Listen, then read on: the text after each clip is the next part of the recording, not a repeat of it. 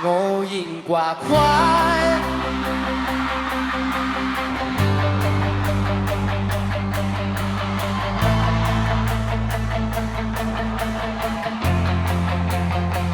ใครพูดอะไรมึงก็เชื่อจนหมดทุกเหตุผลใครเบาหูนิดเดียวก็วิ่งตามเหมือนคนหลงทาง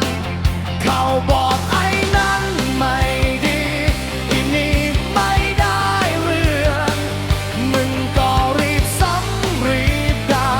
กลัวจะตกขบวนเอากระดูกให้มามันยังดมก่อนค่อยกินแต่มึงฟังคำนินทาไม่เคยคิดไม่เคยไตร่ตรองสักนิดเหมือนไม่มีสมอง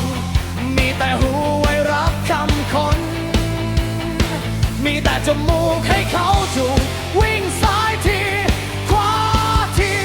ตามน้ำลายทุกคน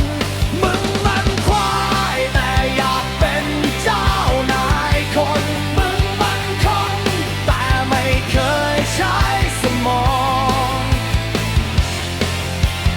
มึงเป็นได้แค่หอกที่คอยทิ่มแทงคน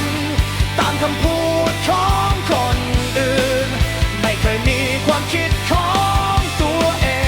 งมึงเหมือนคนบ้าเป็นขี้ข้า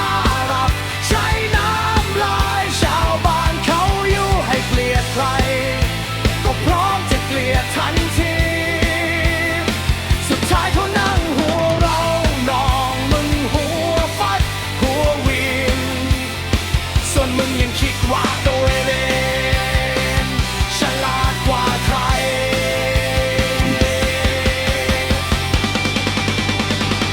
คำพูดคนอื่น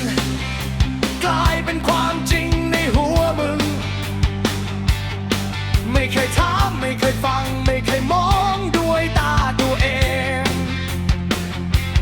คนเขาปั่นมึงก็ปั่นด่าคนเขาด่ามึงก็รีบด่าตามเหมือนอุ่นเชิดที่มี